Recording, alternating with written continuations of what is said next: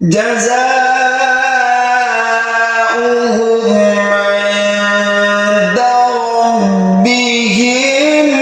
جنات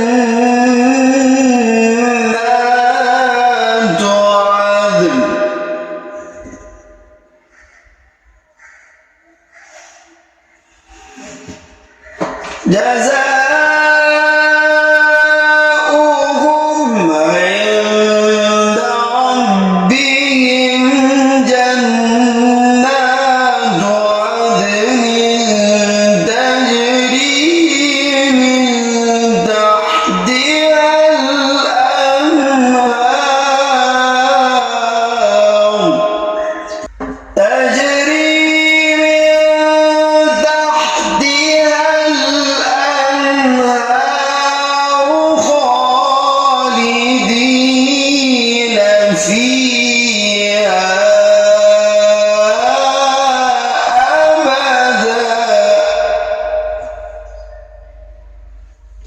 رضي الله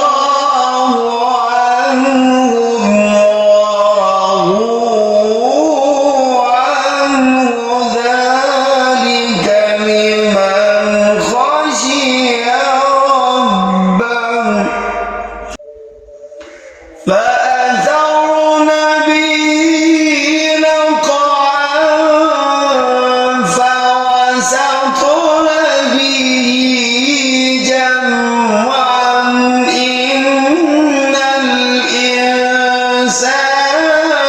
لربه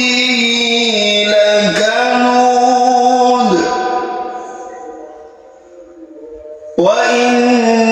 وإنه على ذلك لشهيد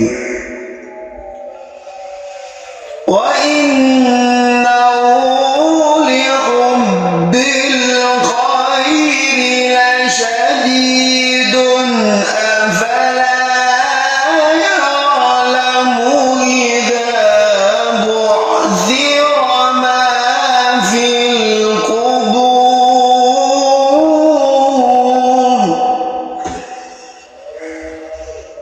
وحصل ما في الصدور إن ربهم بهم يومئذ